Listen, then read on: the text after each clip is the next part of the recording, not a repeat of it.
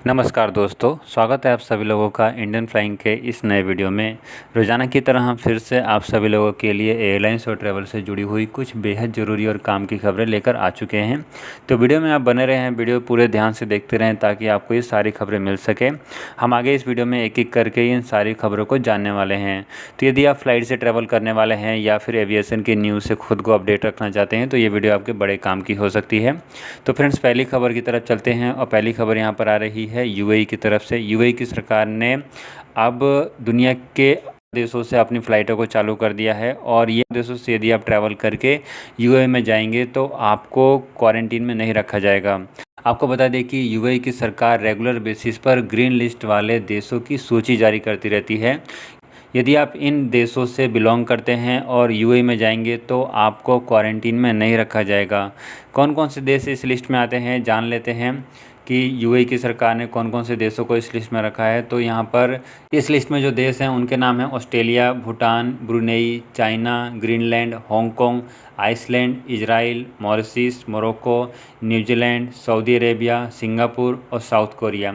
यदि आप इन सभी देशों से यूएई में जाएंगे तो आपको क्वारंटीन में नहीं रखा जाएगा। बात करें यदि भारत की, यदि आप भारत में हैं और यूएई में जाएंगे तो फिर आपको वहां पर क्वारंटीन में रहना पड़ेगा। जब तक आपका कोरोना वायरस का रिपोर्ट नहीं आ जाता आपको अपने घर नहीं जाने दिया जाएगा। अगली खबर यहाँ पर आ रही है लॉकडाउन को लेकर। भारत सरकार यहाँ पर एक बार फिर से जानकारी दे रही है कि भारत में फिर दोबारा से लॉकडाउन को नहीं लगाया जाएगा। आपको बता दें कि कई सारे लोगों को यहाँ पर डाउट था कि क्या भारत में फिर दोबारा से लॉकडाउन को लगाया जाएगा, ट्रेन सेवा बंद हो जाएगी, फ़्लाइट्स को बंद कर दिया जाएगा, लोग जहाँ हैं वहीं रुक जाएंगे। तो इसको लेकर बीते कल प्रधानमंत्री नरेंद्र मोदी ने देश के सभी मुख्यमंत्रियों के साथ मीटिंग करी है और इस मीटिंग में इस बात का फैसला लिया गया है कि अब दोबारा से लॉकडाउन को नहीं लाया जाएगा। यदि किसी राज्य में कोरोना वायरस ज़्यादा तेज़ी से फैल रहा है तो केवल उस राज्य में ही रिस्ट्रिक्शन लगाया जाएगा। जी हाँ दोस्तों, यहाँ पर रिस्ट्रिक्शन की बात कही गई है, जैसे कि यदि किसी जगह पर ज़्यादा कोरोना वायरस हो गया है तो केवल उस जगह को ही सील कर दिया जाएगा और थोड़े बहुत रिस्ट्रिक्शन लगा दिए जाएंगे, नाइट कर्फ्यू लगाया जाएगा। लेकिन यहाँ पर फ़्लाइट सेवा, ट्रेन सेवा, इन सभी चीज़ों को बंद नहीं किया जाएगा। तो यदि आप इस समय फ़्लाइट से ट्रैवल करने की सोच रहे थे, ट्रेन से ट्रैवल करने की सोच रहे थे तो आप आसानी से ट्रैवल कर सकते हैं। अब यहाँ पर फ़्लाइट सेवा और ट्रेन सेवा को बंद नहीं किया जाएगा।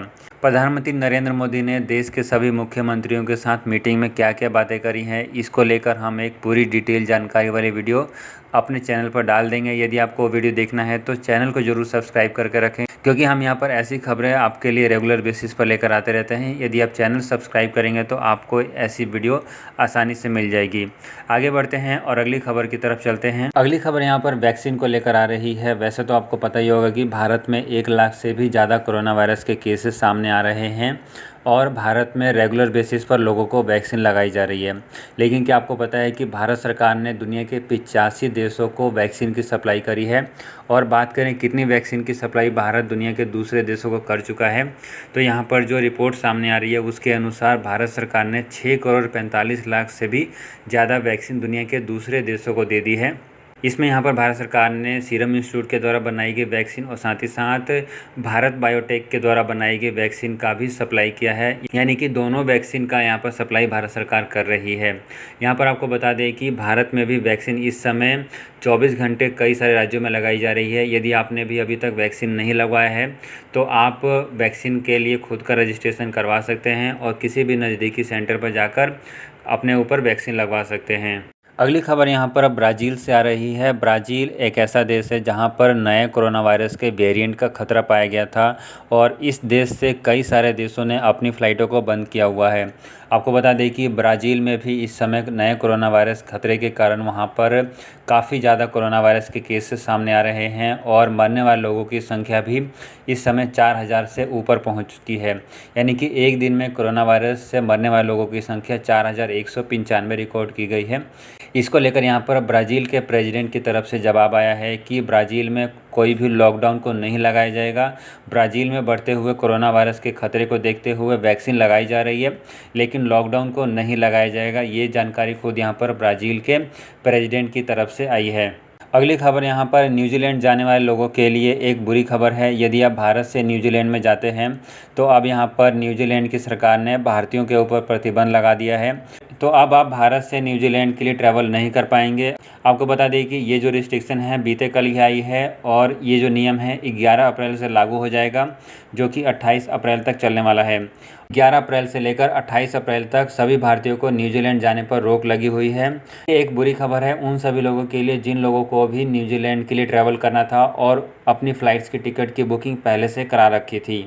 अगली खबर यहाँ पर एमिरात एयरलाइंस कंपनी की तरफ से आ रही है। एमिरात एयरलाइंस से यदि आपने टिकट बुकिंग करा रखी है और वो बुकिंग कैंसिल हो चुकी है तो अब आपको घबराने की कोई भी ज़रूरत नहीं है, क्योंकि अब यहाँ पर एमिरात एयरलाइंस ने आपके जो भी टिकट्स का पैसा यदि एमिरात एयरलाइंस में फंसा हुआ है तो उसको 24 महीने और 36 महीने तक बढ़ा दिया है।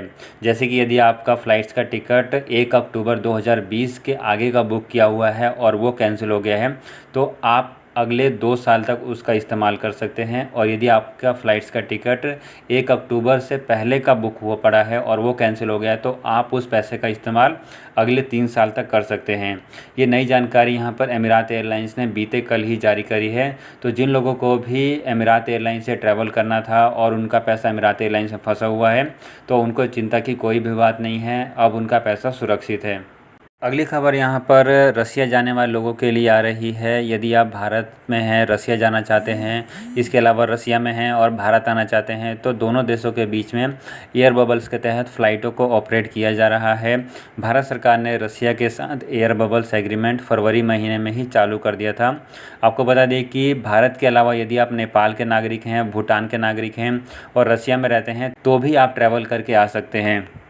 इसके अलावा भारत सरकार OCI कार्ड होल्डर के साथ साथ ऐसे सभी लोगों को ट्रैवल करने की अनुमति दे रही है जिन लोगों के भी जान पहचान वाले भारत में रहते हैं, चाहे वो रसिया के ही नागरिक क्यों ना हो। यदि वो भारत में आना चाहते हैं तो ट्रैवल करके आ सकते हैं। आपको बता दें कि इस समय भारत सरकार ने केवल घूमने फिरने वाले लोगों के ऊपर ही प्रतिबंध लगाया हुआ है। यदि आप रसिया से भारत में घूमने के लिए आना चाहते हैं तो यहाँ पर आपके ऊपर प्रतिबंध लगा हुआ है, नहीं तो आप किसी ज़रूरत काम के लिए आना चाहते हैं तो आप आसानी से ट्रैवल करके आ सकते हैं। यहाँ पर जो खबर आ रही है वो यहाँ पर आपके फ़्लाइट टिकट रिफ़ंड को लेकर आ रही है। आप में से कई सारे लोगों ने लॉकडाउन के समय में अपने फ़्लाइट्स की टिकट बुकिंग करा रखी होगी। उन सभी लोगों के लिए यहाँ पर एक खबर है जिसके अनुसार सुप्रीम कोर्ट ने एयरलाइंस कंपनियों को फिर दोबारा से आदेश दिया है कि वो पैसेंजर्स का जो भी बकाया राशि है, जो भी उनके पास पेंडिंग पैसा है, वो सारा का सारा पैसा इमीडिएट बेसिस पर रिफ़ंड करें। इससे पहले भी सुप्रीम कोर्ट ने आदेश दिया था कि एयरलाइंस कंपनियाँ 31 मार्च 2021 तक सारा का सारा पैसा पैसेंजर्स को रिफ़ंड करे, जिसमें इंडिगो ने यहाँ पर जानकारी दे दी थी कि उसने सारा का सारा पैसा रिफ़ंड कर दिया है। लेकिन अभी भी स्पाइसजेट, एयर इंडिया, इसके अलावा और भी 1-2 एयरलाइंस कंपनियां हैं जिन्होंने पैसेंजर्स को रिफ़ंड नहीं किया है। तो यहाँ पर आपको बता दें कि सुप्रीम कोर्ट ने साफ साफ बोल दिया है कि एयरलाइंस कंपनियों को अब कोई भी रियायत नहीं दी जाएगी और उनको पैसेंजर्स को इमीडिएट बेसिस पर रिफ़ंड करना ज़रूरी है। तो फ्रेंड्स, ये थी आज की एयरलाइंस और ट्रैवल से जुड़ी हुई कुछ बेहद ज़रूरी और काम की खबरें। यदि आपको वीडियो अच्छी लगी है तो इसको लाइक करने के साथ साथ दूसरे लोगों को शेयर कर सकते हैं। आज की इस वीडियो में फ़िलहाल इतना ही। वीडियो देखने के लिए आपका बहुत बहुत धन्यवाद।